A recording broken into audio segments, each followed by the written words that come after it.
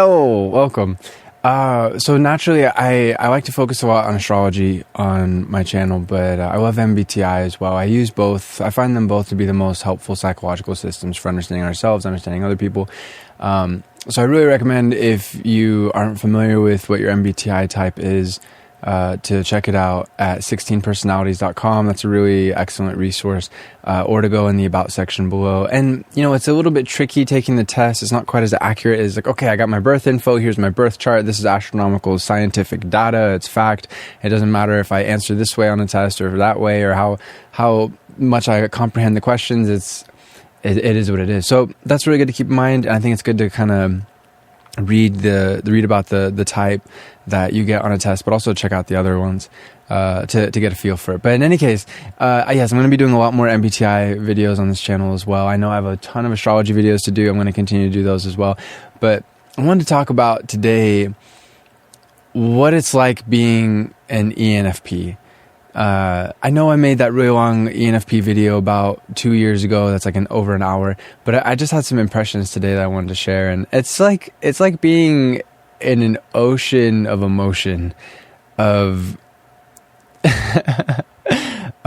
ideas, an ocean of ideas that's how I naturally perceive the universe. My existence in general is like, it feels like I'm floating through life, and this is my natural go-to. You know, we'll get into other ways that I ground myself later on, or rather, actually, let's focus on that now.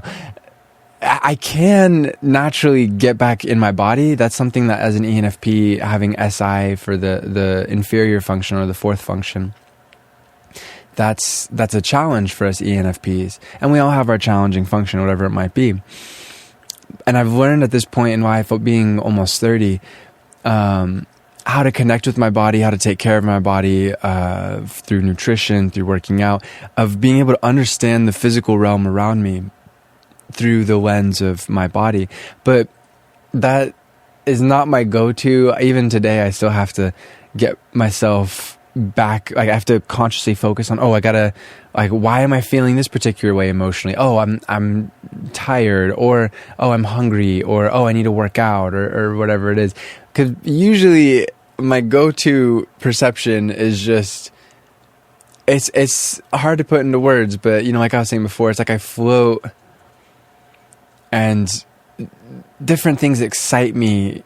Now, we're not talking about just random things, although we are very open to just random stimulation or excitement as ENFPs, but specifically in music, as well as film, but especially for me as a songwriter, that's a huge part of my life, or as a psychological intellectual, that's a huge part of my life. So I have certain key realms that I love to explore, and I kind of bounce back and forth like a pinball machine between all of them. And it is a kind of like ding, you know, like I reach a certain amount each day of like my astrology quota or my music quota, and it, you know, the pinball machine like lights up, my existence lights up, and then I'm on to the next thing, and then I do that, and I think that's a huge thing for me, and especially being a Gemini, with Mercury Gemini ENFP.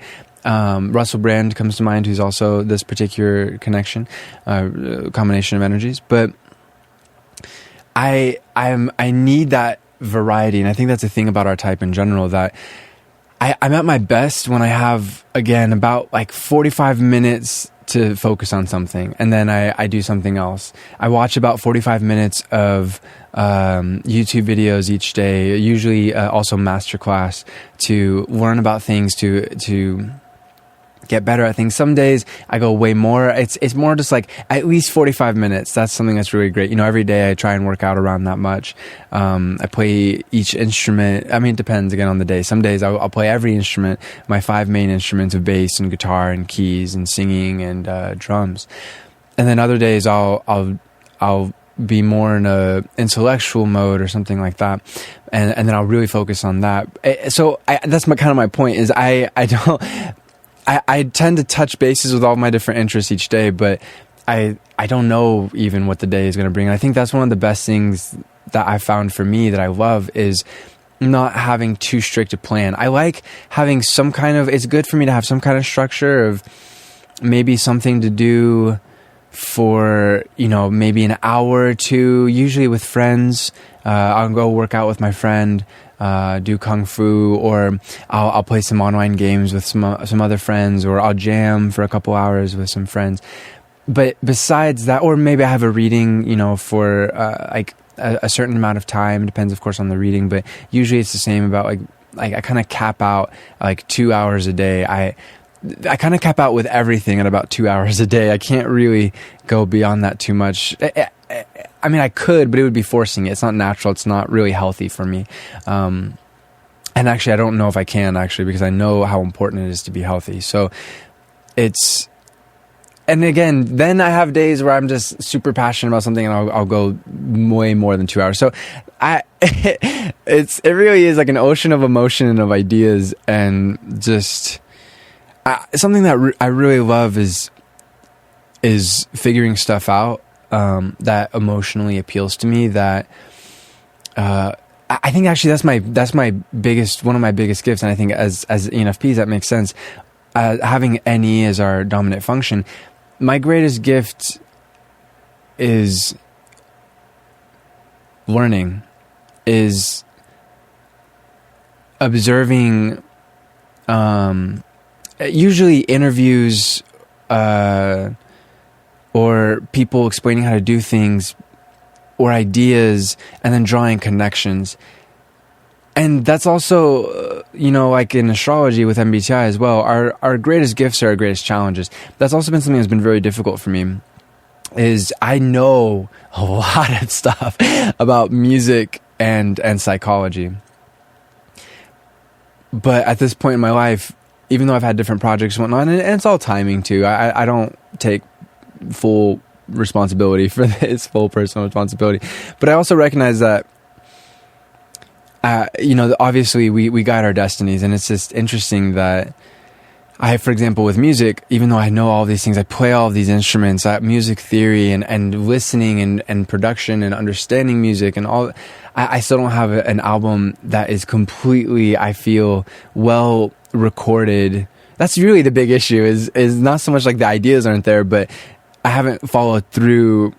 And that's a big challenge in general. It's like I wrote this book that's 250,000 words about all the different astrological energies, and it's like, okay, I'm not forcing it, but I'm having to be really disciplined to follow through on it, because I have to do it right, and also I want to deliver it to people. I've 250,000 words. Again, I was on a flow, and then it's like, editing isn't as fun as writing, but I'm learning how to edit too, and I know I'll get into a flow with that. So that's a big thing for me. Is, again, we're jumping everywhere, but this is my life. This is my brain.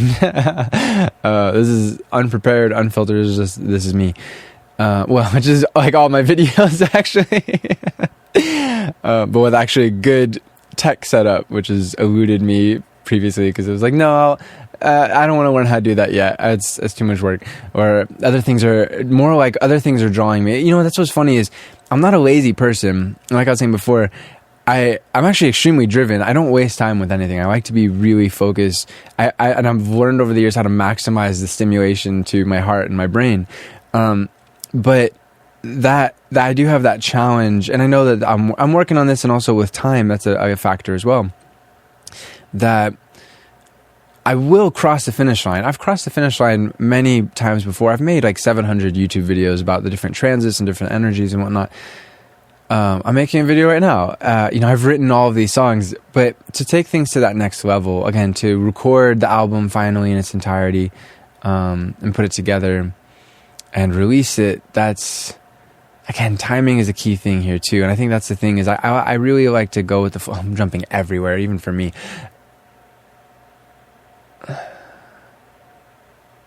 Let's focus on what I can control, because when it comes to like working with the bands, that's a different situation, because that's a situation I can't necessarily control. And for example, like I don't have a drum room right now, so I can't record drums. If I did, then I would be doing that just like I did when I had the drum room, and then I would actually be moving forward with finishing that music and as per recording it and releasing it and whatnot. But that's kind of a thing, is I go with the flow a lot, and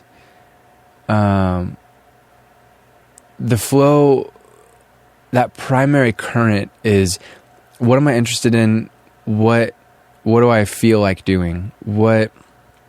And I mean feel, like when that's something that I think is definitely a strength being an ENFP, is when I feel, it's the introverted feeling as the auxiliary function. I very much know if I'm feeling it or not. And I've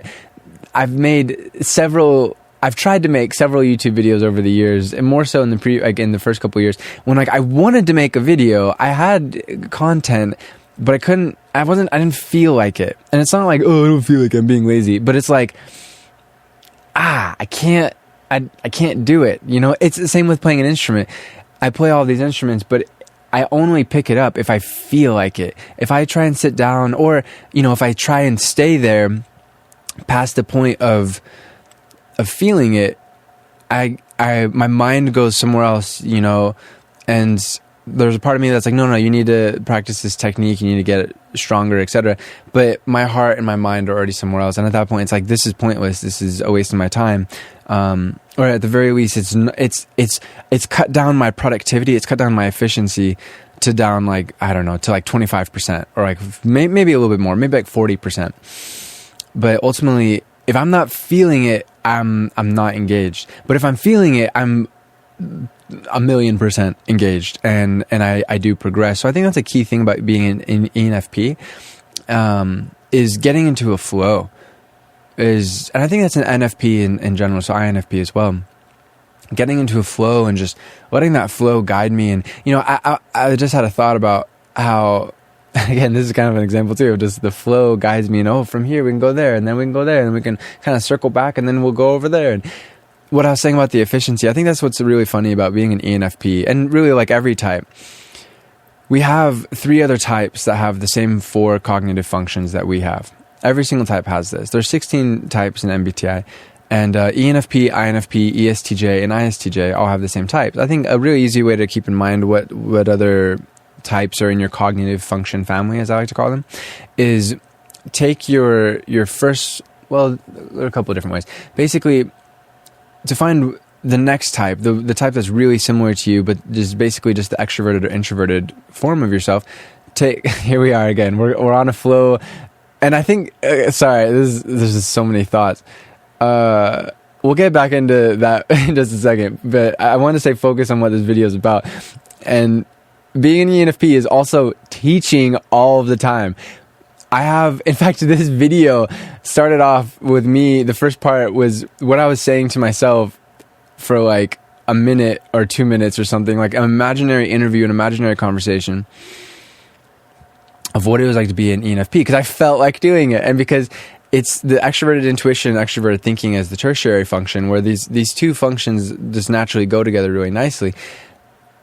I like teaching, I like thinking, I like doing readings, I like jamming with people, because it's piecing together ideas, and it's really unreal at how things just come together.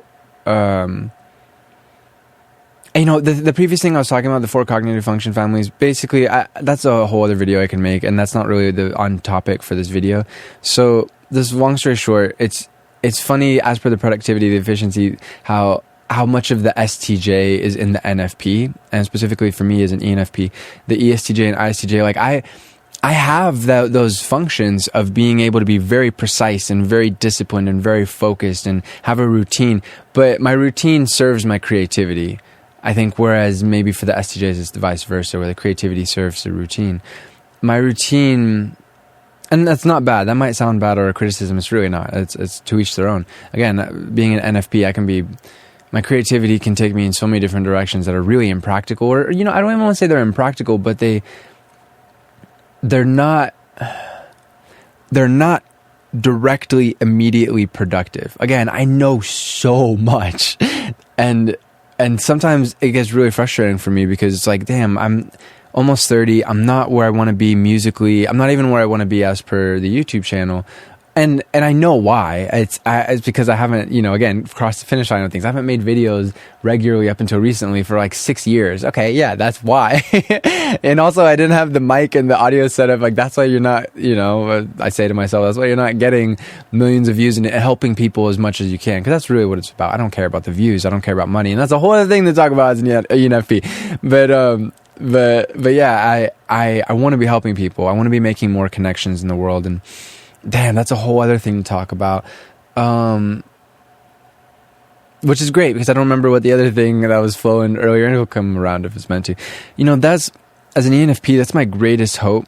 And that's also my greatest fear that I don't accomplish is that's the other thing to talk about. I just want to help people. I just want to connect people. I think that's one of the ENFP, again, every energy, I'm not trying to be narcissistic when I say this.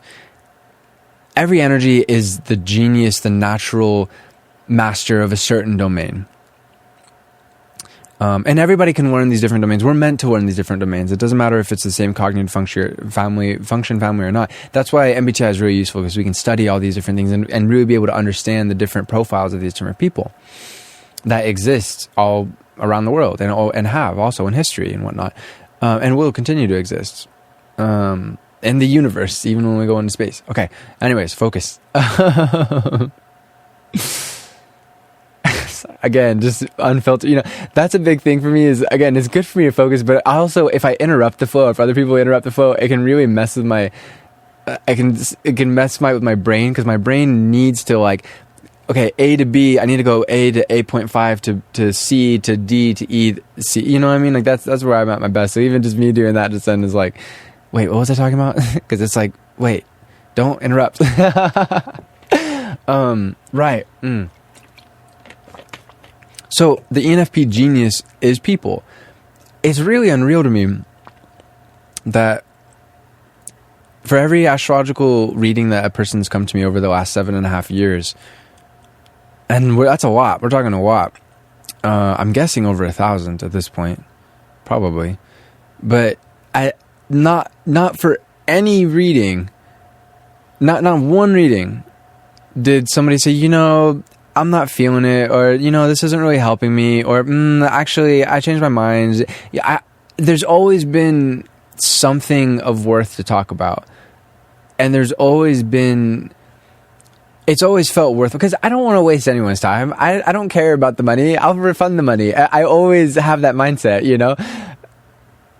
It's funny how before every reading, I have this, I don't know. And I have to kind of philosophically ground myself and remind myself of your job will, there's no real way to prepare. Okay, yes, there's the preparation of, I know astrology. I study it every single day. I reflect on it every single day. I study psychology every single day. So I do have the preparation, and I get more and more experience as time goes on. As I do all these readings, and I write, a book, and I'll write future books about MBTI and astrology and whatnot. I know my stuff. But there's still a feeling of, I don't know. I think it's the inner STJ. I don't know what I can help this person with. And it's funny because even with preparation of, I have the charts. I always prepare with the charts beforehand, always. And I'm able to just go off the fly, by the way. I worked in a year at a local shop, and it was oh, cool. Okay, yeah. Hold on. Just give me a second. Let me pull up your chart. Okay, cool. Yeah. Let's talk. Do you have questions? No, I'll talk about it. Great. And it's a lot of thoughts. But I always have this, so I'll prepare, and I welcome questions and life info, so that's great. But again, a lot of the times people don't necessarily have questions, and that's totally cool. There's always stuff to talk about. Again, that's just how my brain works, where there's the stuff that I'm terrible at, but I get this. I'm really good at this. I get people. And again, I'm not trying to be egotistical when I say, because it's really not coming from a place of ego, that it's always worked out with readings. And it's also a credit to, I think, people who come for a reading have a pretty good understanding of who I am, what I can offer. But yeah, it's really cool that just connections make themselves known to me. And I really love sharing those connections with others. And it's not even so much sharing, it's exploring them together. I ask questions in readings. I provide insights. And then like, again, it kind of, like I was saying before, there's always something to talk about, but, and readings always work out, but also there's a point where it's kind of like, okay, I think we're good. It's not like I can just talk about nothing. You know, that's an ENFP shadow shit that I don't do. I don't ever want to do. I don't like when people do that. Is don't waste my time, you know? That's the STJ part of the NFP, is like, I want to talk about what you really need to talk about, what you really want to talk about. I'm not here to entertain anybody. And again, people are really cool. When they come for a reading, they're not looking for entertainment, which is awesome. Because I would just say, hey, you know, I don't really feel like there's really anything important to talk about. Here's your money. We're good. Peace. I love that I get people, and I think that's also one of my greatest fears is my fear is I won't be able, and then naturally, you know, death puts a finite amount of anything that anybody can contribute, and we all could contribute if we could just continue living. But that is a fear that I won't be able to contribute the understanding, the insights, the compassion, the empathy, that I could, and also the creativity, the art, and all of it, you know, kind of goes together, because a lot of that informs my lyrics as well in many different ways. And, you know, a lot of people look at NF types, especially somebody like an ENFP, as being very hippie and gypsy and whimsical. And a good ENFP understands connections and the importance of connections and communicates them well. And I think that's something that a lot of people don't appreciate. I mean, plenty of people do. I'm not like, oh, poor me. I just mean some people can miss that. The importance of being able to understand yourself, the importance of being able to understand other people, the importance of being able to understand how to work with other people, how to avoid certain ways of how to speak to people. I think that's something that's really interesting to me is for me, it's really natural to communicate. And yes, I'm a Gemini with Mercury Gemini, but you know, that moon in Cancer I have helps me to understand emotion, you know, all my energies, the Leo as well. I'm really good at detecting, okay, how do I say this to somebody? And I'm not infallible. I'm not saying like, there's always more to learn. I'm just saying, as an ENFP, I know how to get things across. Like if I'm talking to an ESFP, I'm going to communicate with the ESFP language. And I think that's a key thing too, is, you know, I have a degree in French, a degree in Spanish, and that's a very common thing for ENFP. Those are so easy for me. Language is so easy for me. Again, other things terribly difficult, horribly hard. Don't want to learn it, you know? I would rather rely on somebody else to do that stuff. Usually kind of technical stuff that I find really boring. But language, you know, and speaking the different languages of people and of energies, I love that. And honestly, I'm good at it. It comes really naturally to me. And I think that so many people don't understand, or maybe they, you know, a lot of people do understand this too. I have to say that. It's true. That communication really can make all the difference.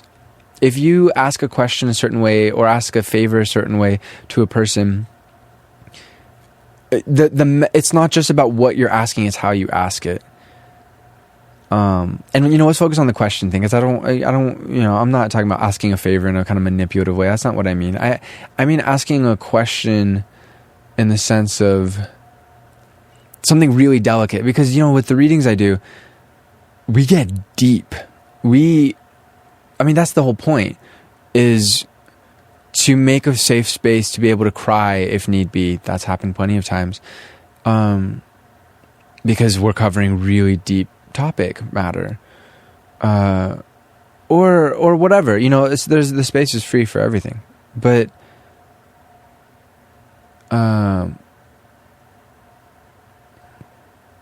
starting to lose track. What was I saying?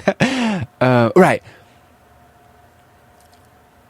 So being a steward, being a guide to be able to deal with anything really requires good communication. And that's something that, again, that just comes naturally to me as an ENFP. And I that's something that I fear I won't be able to. I fear that there's no practical reason, but I have this fear of fearing I won't somehow, one way or another, be able to contribute, and just to get people to understand each other and to understand themselves and to get along. That is my greatest hope. That is my greatest.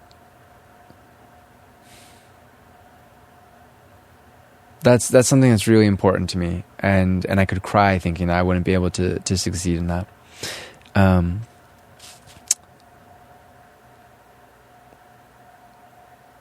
And again, the art too, to help people. I think that's something that's worth exploring. Is with creativity, I want to push myself to uncomfortable emotional, not in a forcing kind of way, but I want to push myself to uncomfortable emotional places. I want to express everything on the range of a human emotion, of the spectrum. Because I know that, I mean, one, it's fun and it feels good. I like singing that way and playing that way and being free. That's great. It's just free to express. But I know it also frees other people, no matter what their type might be, to hear somebody, even if, at first they judge it and they say, oh, that's way too that, or, oh, he's singing so falsetto, it's so feminine, or, oh, he's so angry, oh my God, whatever it is. And I get it. I get how, like, that reaction is necessary, but then perhaps, I guess it's not really necessary, but it happens a lot for certain people who that kind of expression is like, whoa, I didn't know people could express themselves so rawly and authentically that way. And in a way, it's like, oh my God, it's kind of ugly, But again, it's so real. It's beautiful. And again, I'm ultimately coming from just a place of as an inner well of emotion and feeling. But that is important to me, of knowing that me expressing myself that truthfully and honestly does help other people to do the same for themselves. So it all kind of comes back to the same thing, is communication and realness of emotion, and being able to understand and accept and be in tune with themselves, and to be in tune with other people as well when they come to a concert, for example, or they share that music with their friends. So I know we've gone all over the place. This is really random, but that's what my life is like. Especially communicating about myself and not necessarily about a particular person's energy or whatever. So I hope this has been interesting. I hope this has been helpful in some way. I don't know that there's always more to talk about, but again, I think that's kind of run the course for right now, at least. There was something earlier with that flow that I wish I could remember.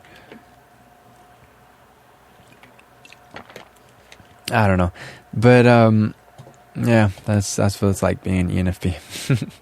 Infinite love to you, my friends. Namaste.